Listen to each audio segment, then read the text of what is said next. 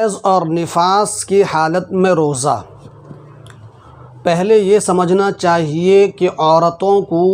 اگلے شرمگاہ سے جو خون آتا ہے وہ 3 طرح کا ہوتا ہے۔ ایک کا نام حیض، دوسرے کا نام نفاس اور تیسرے کا نام استحاضہ۔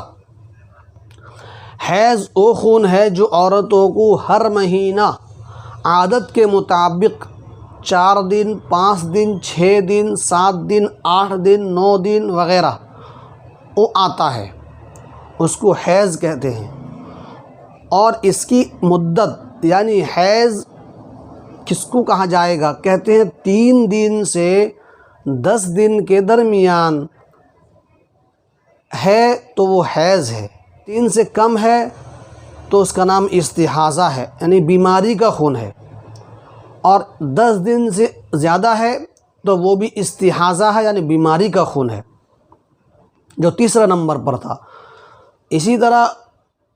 نفاس وہ خون ہے جو عورت بچہ جننے کے بعد سے شروع ہوتا ہے اور وہ میکسیمم 40 دن تک اور منیمم کا کوئی ٹائم نہیں۔ آج بچہ پیدا ہونے کے بعد 1 گھنٹے کے بعد بھی بند ہو گیا تو عورت کا حیض نفاس ختم، اب وہ غسل کر کے نماز پڑھے گی، روزہ رکھے گی۔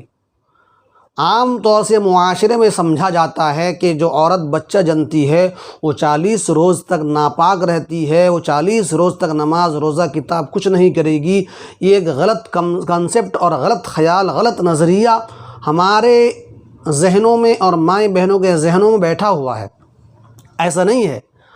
بس عورت کے بچہ پیدا کرنے کے بعد جو خون آتا ہے اس کو نفاس کا خون کہتے ہیں، اور اس کی اقل مدت کچھ بھی نہیں ہے، 1 گھنٹہ، 2 گھنٹہ، 3 گھنٹہ، 1 دن، 2 دن، زیادہ سے زیادہ 40 دن، یہ زیادہ سے زیادہ یعنی میکسیمم ہے۔ اگر 40 دن تک بھی خون بند نہیں ہوتا ہے، اگر 40 دن کرس کرتا ہے تو یہ سمجھا جائے گا یہ بیماری کا خون ہے، یعنی استحاضہ ہے۔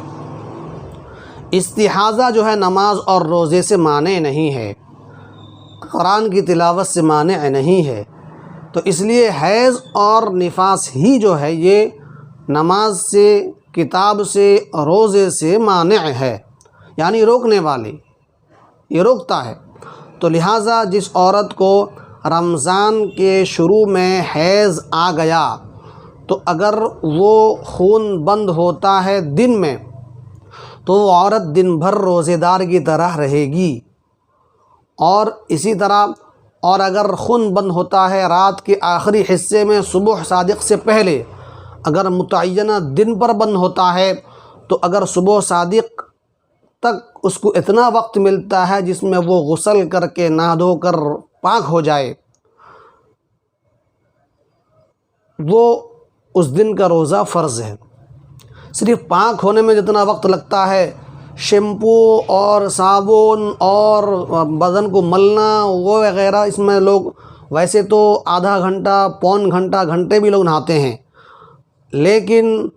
جو پاکی حاصل کرنے کا ذریعہ، پاکی حاصل کرنا جو فرائض ہیں یا اور سنن ہیں، یعنی کلی کرنا ہے، ناک میں پانی ڈالنا ہے، سارے بدن پر پانی بہانا ہے، اتنا وقت اگر ملتا ہے اس سے عورت پاک ہو سکتی ہے۔ تو لہٰذا